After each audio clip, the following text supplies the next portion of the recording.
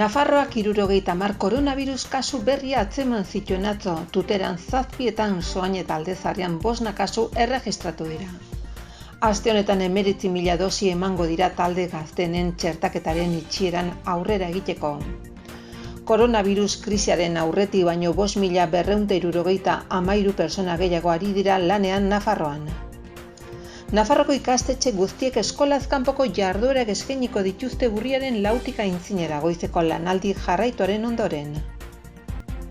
2022ko ordenantza fiskalen eta prezio publikoen aurre proiektuak proposatzen du terrazak tasak ordaindu beharretik salbuetsita mantentzea eta udaleko aurre eskolen doakotasuna egonkortzea.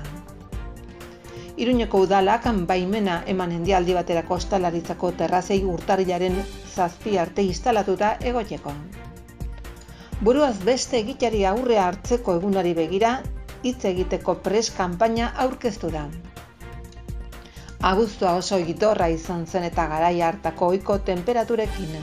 Prezipitazio eskasaren ondorioz urtegietan bildutako ura 154tik 128 jaitsi da. Nafarroko talde berrien birak 9 kontzertu eskainiko ditu irailean.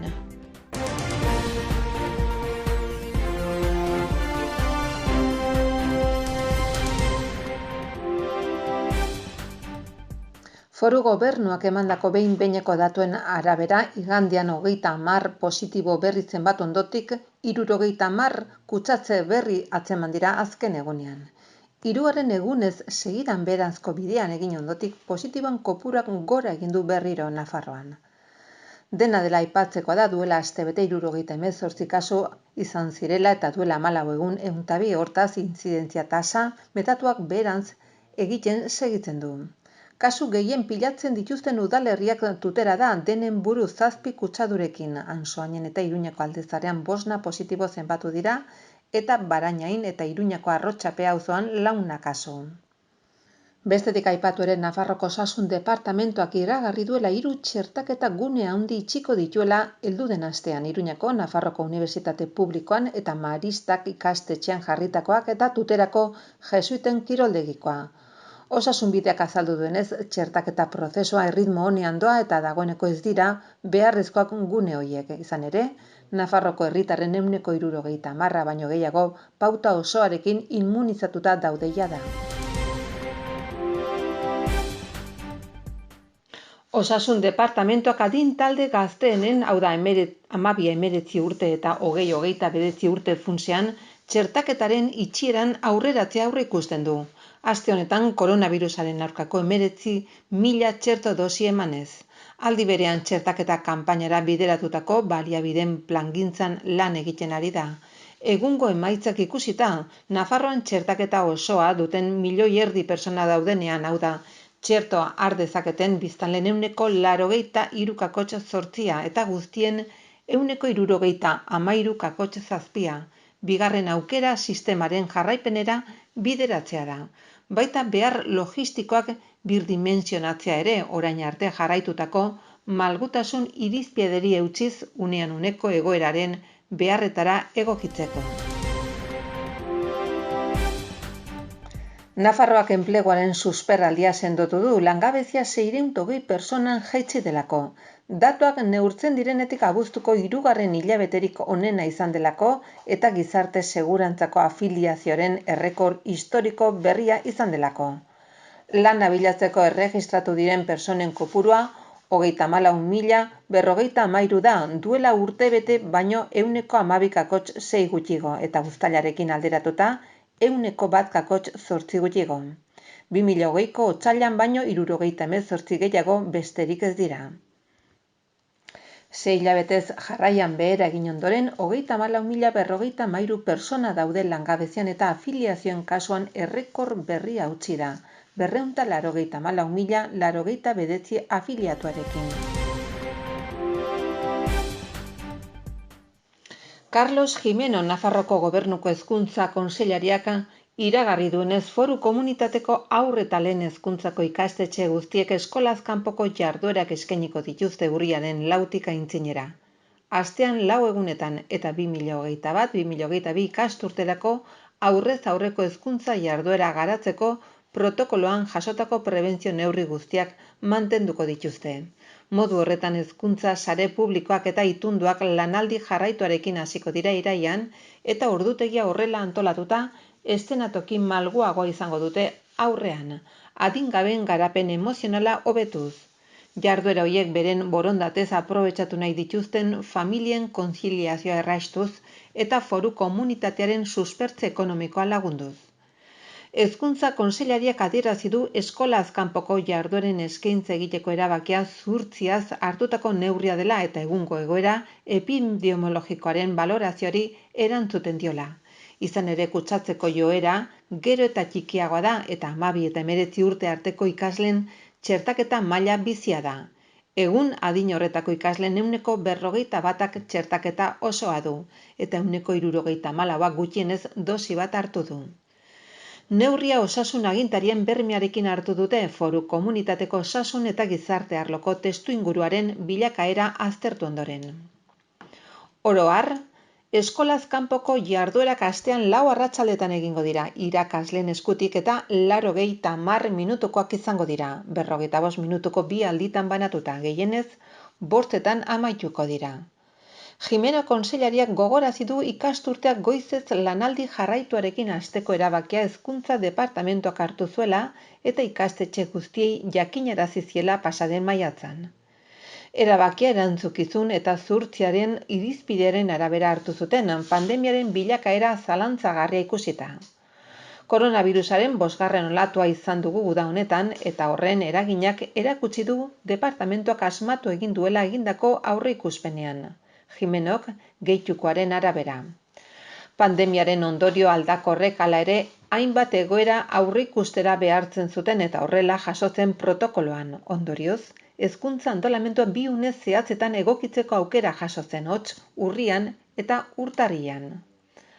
Pandemiari eutsi egin zaio txertaketa ritmo bizia eta prebentzioaren eta higienaren arloan osasun neurriak mantentzearen ondorioz. Horrela, Nafarroko gobernuak erabaki du normaltasun berritik hurbilago dagoen hezkuntza antolaketa batera igarotzea pixkanaka eta eskolaz kanpoko jardueren eskaintza egitea Nafarroko sare publiko eta itunduetako haur eta lehen hezkuntzako ikastetxe guztietan.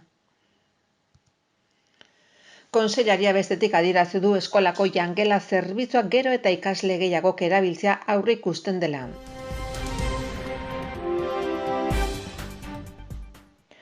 Ostalaritzako terrazek bide publikoaren okupazioaren tasa ordaindu gabe jarraituko dute eta udaleko aurre eskolak debalde izaten jarraituko dute heldu den ikasturtean. Urte hontarako onartutako proposamenetako bi dira, 2022ko ordenantzen eta prezio publikoen aurre proiektuarekin bat. Gainera berrikuntza nagusi gisa energia berriztagarriak aprobetxatzeko sistemetan egindako inbertsiotan hobariak ezarri dira, ala lurren gaineko kontribuzioan.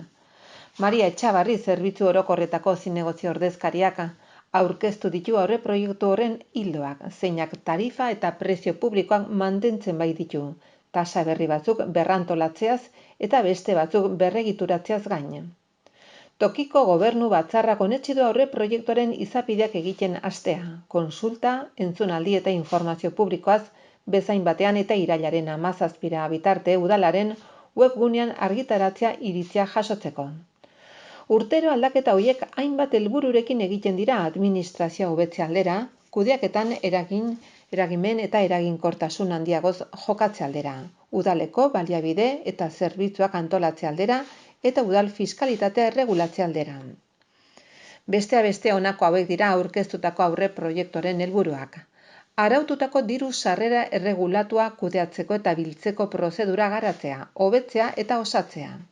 2030erako energia eraginkortasunerako eta klima aldaketarako estrategiaren esparruan zerga pizgarriak ezartzea eta administrazio elektronikoa eta administrazioen arteko elkarregingarritasuna bultzatzea, zerga kudeaketa erraisteko.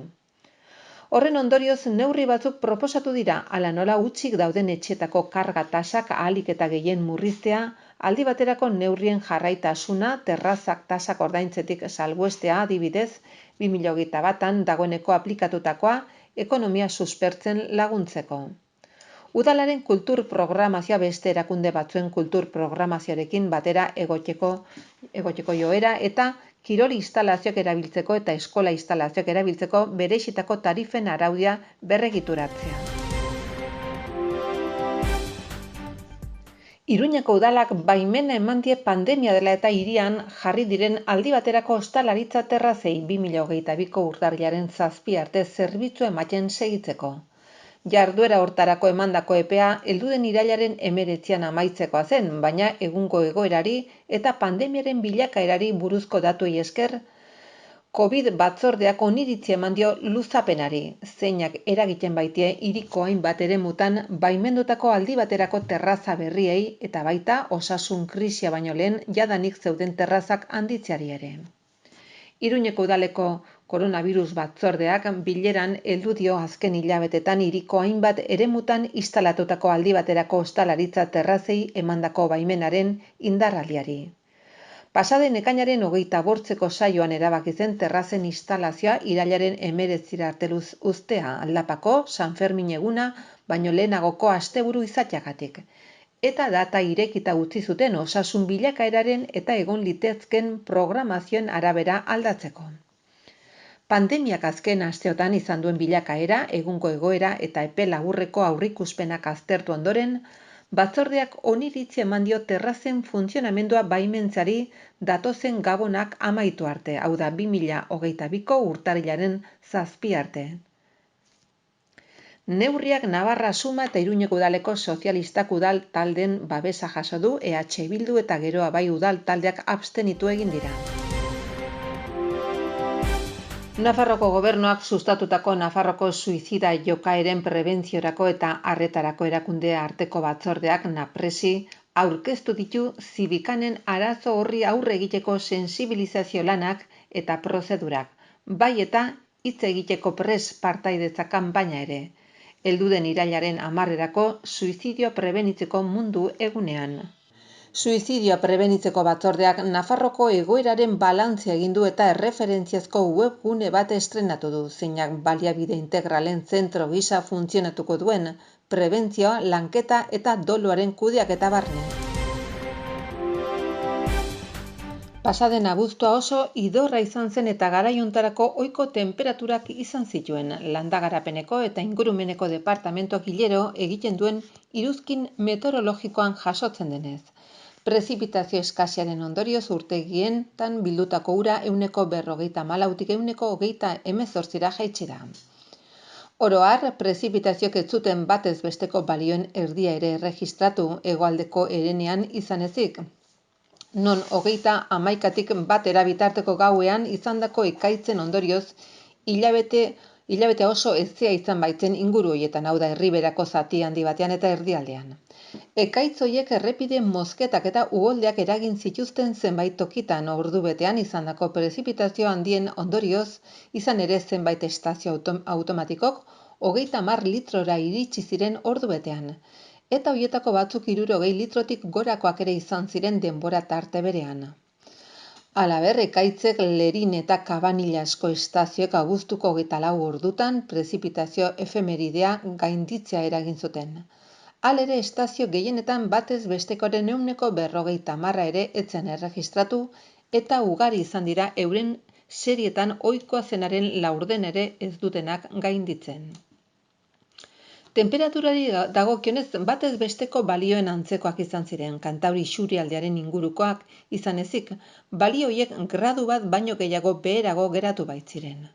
Nafarroko gainerako lurraldetan temperaturak 0,5 gradu artekoak izan ziren, nabarmentzekoa da hilaren 12tik 14 bitartean, temperatura altuak izan zirela batez ere maksimoak, eta zenbait urtarok abuztuko temperatura maksimoko efemerideak gainditu zituzten ala nola, Galbarra, Genebilla, Iguzkiza, Xabier edo Allozen.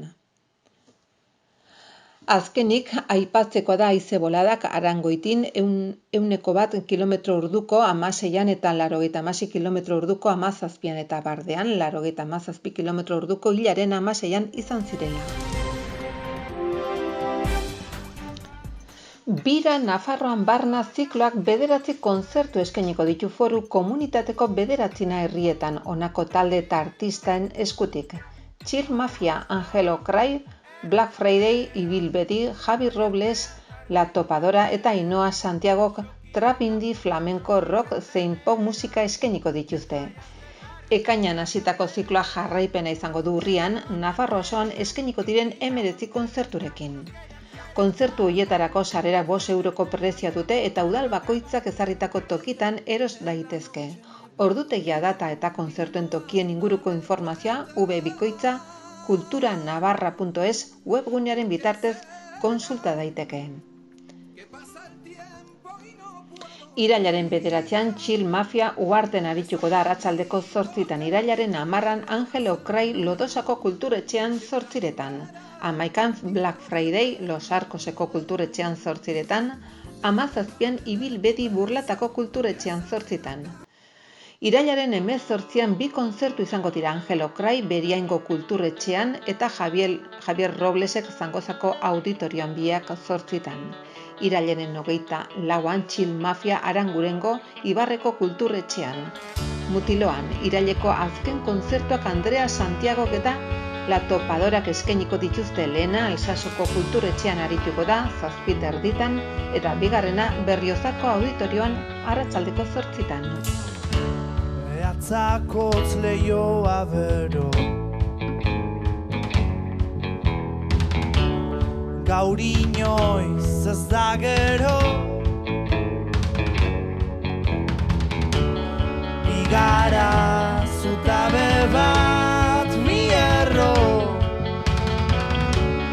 lau begi, lau esku